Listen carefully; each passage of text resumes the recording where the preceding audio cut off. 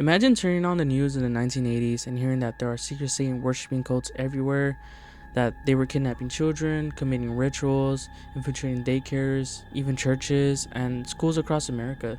Parents were told that neighbors could be cult members, and then teachers were being accused of committing sacrifices in their basements that didn't even exist. Therapists claimed thousands of people were unknowingly victims of hidden satanic networks. At this point, people generally believed that the devil was walking the streets. Police formed special task force to track down these cults. Talk shows invited survivors who pretty much described underground tunnels, blood rituals, and secret hidden symbols in children's toys and music. But this was only making it far more worse. And people were sent to prison for crimes that never even happened, so they just went to jail for nothing. And here's the terrifying part and disturbing part: none of it was real. All these claims were never real. This was real life, one of the biggest moral panics in modern history. This is the story of the Satanic Panic, how fear, media, and fake memories convinced an entire nation that they were under attack. The Satanic Panic wasn't just a rumor, it was a nationwide hysteria that lasted from the 1980s all the way to the 1990s. Pretty much careers were destroyed, innocent people were jailed like how I mentioned, and thousands of families were terrified, all because of a story that turned out to be mostly fabricated by a therapist. And so this is how it all began. In 1980s, a book called Michelle Remembers hit the shelves, and it claimed to be a true story about how a woman who recovered memories of being abused by a cult and that they were being suppressed. And she pretty much claimed in the book that she saw a ritualistic orgy, and in that orgy somebody had been murdered, that she was forced to kill kittens, and that she was pretty much abused and tortured. Her psychiatrist believed these memories were real, and she was the one who also helped publish the book, claiming her own mother had offered her to a cult for ritualistic abuse.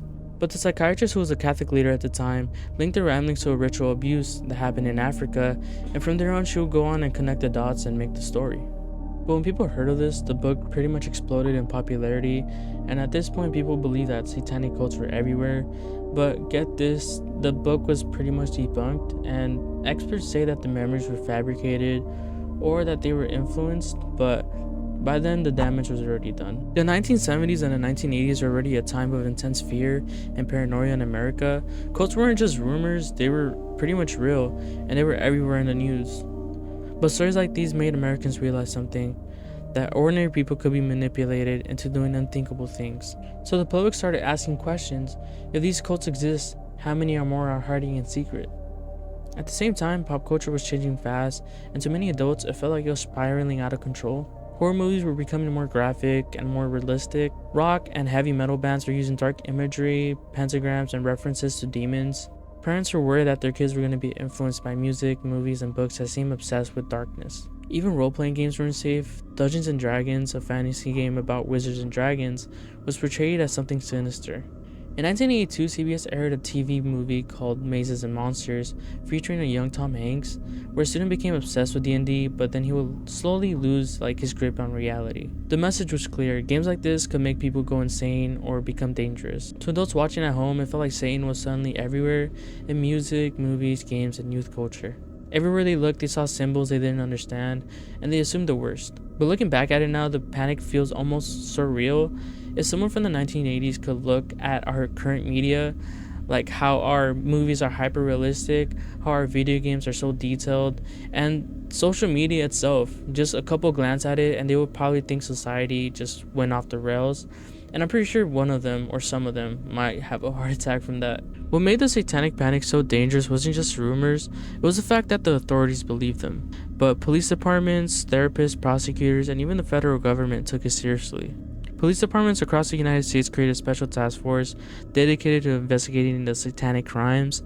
Officers were trained to look for occult symbols, underground tunnels, and secret rituals, often without any real evidence that networks even existed.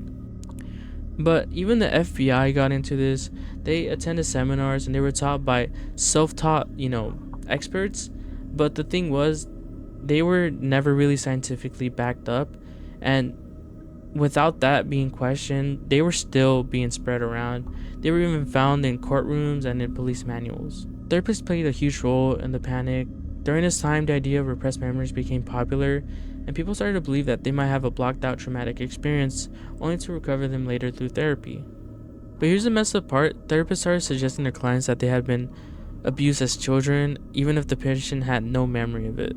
Over time, these patients started describing increasingly extreme abuse cases, rituals, sacrifices, but they were just only mirroring stuff what they had seen from books and movies. In the end, there was no physical evidence, there were no bodies, no underground cult networks, no proof. But the one who took it the hardest were daycare workers and teachers. They started becoming the biggest targets because they were close to the youth. And at this point, they were accused of crimes, they were publicly shamed, and some of them were seen as the same level as a child molester, a predator, or a human trafficker. They were on that same level. One of the most infamous cases that happened was in Manhattan Beach in California in McMartin preschool. It all started when a single parent claimed that her child had been, sexually abused and sodomized by a teacher named Ray Bucky, and this trial will go on for about a decade. But here's the thing, the accusation triggered a huge, investigation. So the police department sent about 200 letters to parents asking them to question their children about the case. But these parents weren't trained investigators. They had no experience, no knowledge. They asked leading questions and suggested answers to the children, and they were kind of putting things in their minds. But here's the thing, children will always be children, so they would always exaggerate these stories.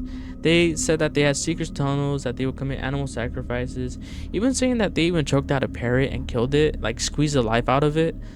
And it's crazy because they also they said that they had flying witches, underground rooms that didn't even exist. And later on, the children will admit that they made these stories because of peer pressure from adults and their classmates. But the McMartin case would become one of the most longest and expensive cases during this time, and Ray Bucky and others spent years in court, but they were never charged with anything. But the damage was already done, their careers were pretty much over. But the message I'm trying to say is that people had spent years in jail, families were torn apart, and communities believed that they were next to Satan, or, to cult members. But the reason why the Satanic Panic lasted so long was because it was being backed up by institutions, and they pretty much were making it alive. In the early 1980s, something strange started appearing in American homes every single morning. On carton of milks, right next to cereal boxes and breakfast tables, there were photos of missing children. The idea was simple. If millions of families saw these faces every day, then maybe someone would recognize the face and then help them bring them home. But instead, it did something very different.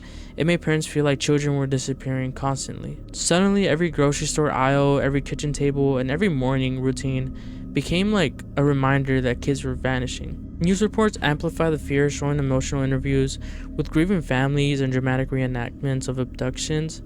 Too many people felt like there were missing kidnappings, epidemics happening right under their noses. And in the middle of the Satanic Panic, fear needed an explanation. All these parents started making their own conclusions. They started connecting the dots. They weren't imagining these kids disappearing. They were imagining these kids being killed by the occults. And the milk cartons made proof of that in their head. But in many cases, or in this case, this wasn't really true. Eventually, though, skepticism grew. Journalists, researchers, and insurance companies started demanding real evidence. Court cases revealed, though, that there was no massive satanic ritual abuse happening, and this would take a decade for things to start slowing down. And it would even take win after win, but even after the first win, people were still skeptical. In May 1995, a report concluded that there was no basically credible evidence to organize satanic occults, but it would slowly start to fade away, but not without ruining countless lives. The Satanic Panic shows us how fear is more faster than facts. We actually been through it, as how schools had to shut down during COVID, but then it turned out, kids were more resistant to it. And I'm not saying that it had to fully shut down, but they actually needed some restrictions here and there. But to fully shut it down and send us all into lockdown, and for kids growing up, and for a lot of, young teenagers, it messed up their brains. And I'm not saying it fully messed it up, but it really damaged a lot of people. People wanted to protect the children, but by doing so, they end up making them more anxious, more panicky, and it also damages them. And all of this was twisted by the media, by pseudoscience, and by people in general. It's a reminder that more panics can happen every time, and that this only could happen if society is anxious and trying to search for a villain. So the next time you hear something about a secret group trying to control everything, remember the Satanic Panic. Sometimes the scariest thing isn't demons or cults, it's just a lot of people becoming anxious and creating all these stories in their heads. But with that doing so, my name is Exotic Horror. Thank you for watching my video, and if you want to see more, like and subscribe and share this video to other people. It really does help me out, and I'll see you guys in the next one. Peace out.